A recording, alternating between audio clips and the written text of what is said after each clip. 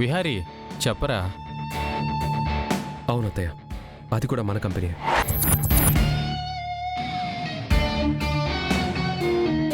Central government tender మన కంపెనీకే వచ్చింది.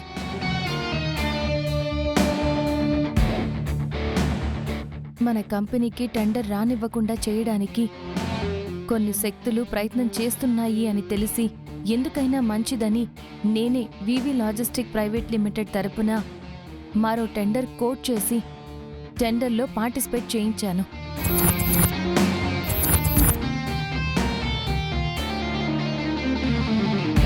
లక్ష్మి లాంటి సీఈఓ విహారీ గారి వెనక ఉంది కాబట్టే ఈరోజు ఆ టెండర్ మనకొచ్చింది.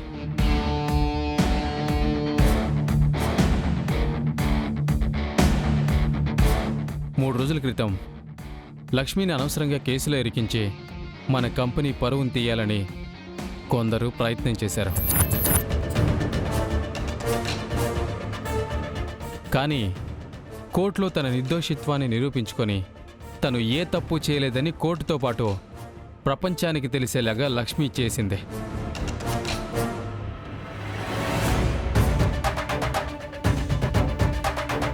అలాగే తనేంటో, తన సామర్థ్యమేంటో, తన అవసరం మన కంపెనీకి ఎంత ఉందో అర్థమయ్యేలాగా ఆ సెంట్రల్ గవర్నమెంట్ టెండర్ విషయంలో తెలివిగా ఆలోచించడం వల్లనే ఈరోజు మన గ్రూప్ ఆఫ్ కంపెనీస్ సగర్వంగా నిలబడ్డాయి.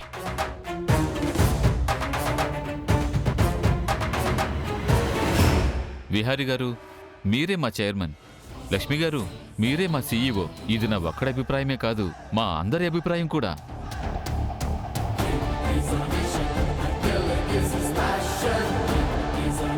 విహారీ గారు, మీరు వెనకడుగు వేయడం, తలదించుకోవడం, ఓడిపోవడం అనేది జరగదు, జరగనివ్వను.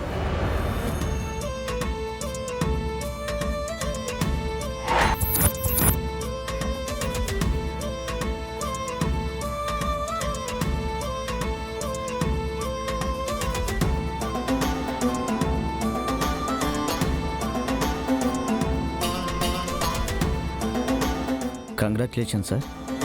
Congrats sir. Congratulations sir. Congrats sir.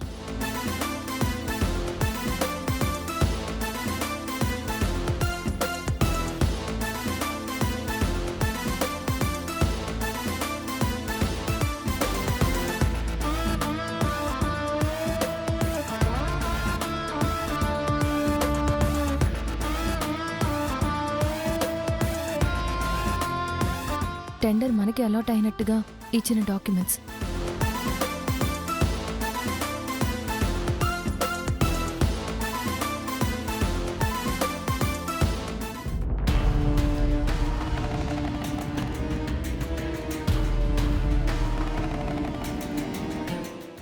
నా దారికి అడ్డొస్తావే.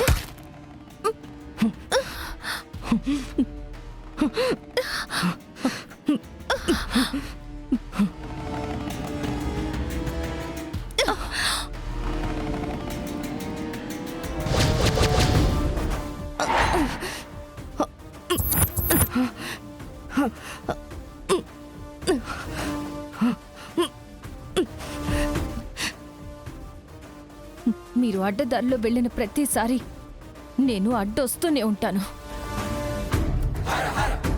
నన్నే టచ్ చేస్తావే నువ్వు. మీకు నా పీక్ అందితే నాకు మీ పీక అందుతుందని చూపించాను. మీరు నా పీక నొక్కినట్టు నేను మీ పీక నొక్కితే మీరెక్కడ పుట్టుక్కుని పోతారో అని జాలిపడి వదిలేస్తున్నాను. ఏంటి, పోయిందనుకున్న టెండర్ వచ్చింది, పోతుందనుకున్న విహారీ చైర్మన్ పదవి ఆగిపోయింది. నిన్నందరూ పొగిడారు, మెచ్చుకున్నారు కూడా. విహారీకి మళ్ళీ పట్టం గట్టారు అని చాలా జోష్లో ఉన్నావు. నా దగ్గర నీ అతి పనికిరాదు, కాస్త తగ్గు. తగ్గుతానమ్మా, మీరు నన్ను ఏమన్నా తగ్గుతాను. నా మీద మీరు ఏం ప్లాన్ చేసినా భరిస్తాను. కానీ విహారీ గారి మీద కానీ ఆయన కుటుంబం మీద కానీ హాని తలపెట్టాలని మీరు ఏం చేసినా అస్సలు తగ్గను, మిమ్మల్ని నెగ్గనివ్వను.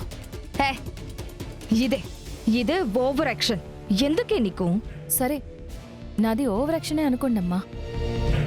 కానీ సొంత వాళ్ళకి మీరింత అన్యాయం చేయాలనుకుంటున్నారు. మరి మీదేం యాక్షన్?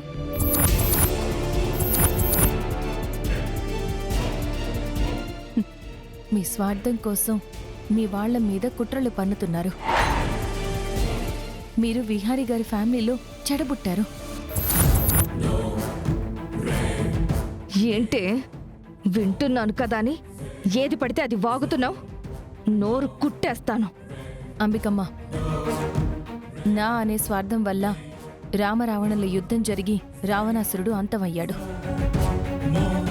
మనం అనే మాట మర్చిపోవడం వల్లే మహాభారత యుద్ధం జరిగి కౌరవ సామ్రాజ్యం తుడిచిపెట్టుకుపోయింది.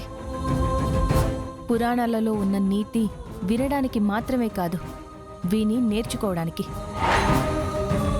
అలానే మీరు అంతం అవ్వకముందే మీరు మేల్కోండి.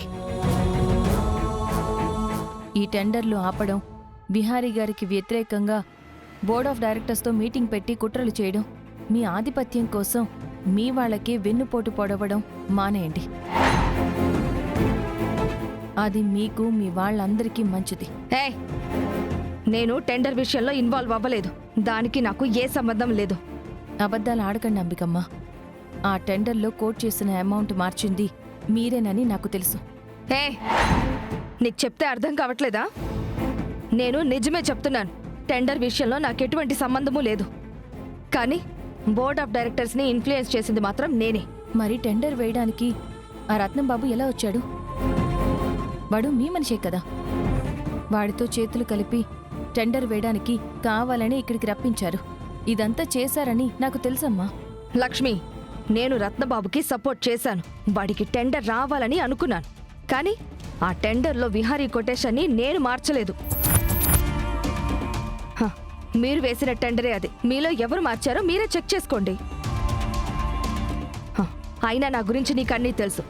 నీ దగ్గర నేను ఏది దాచను. నీతో ఓపెన్గానే ఉంటాను.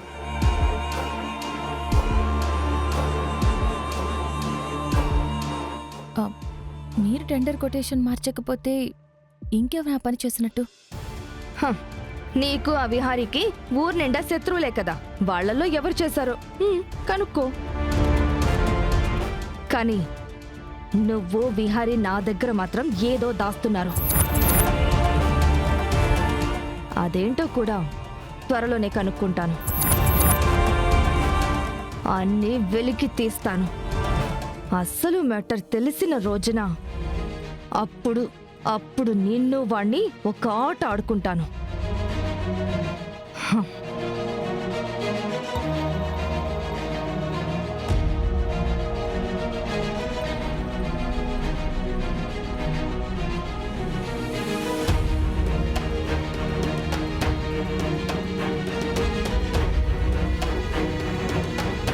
టెండర్ కొటేషన్ ఇంట్లోనే మారింది.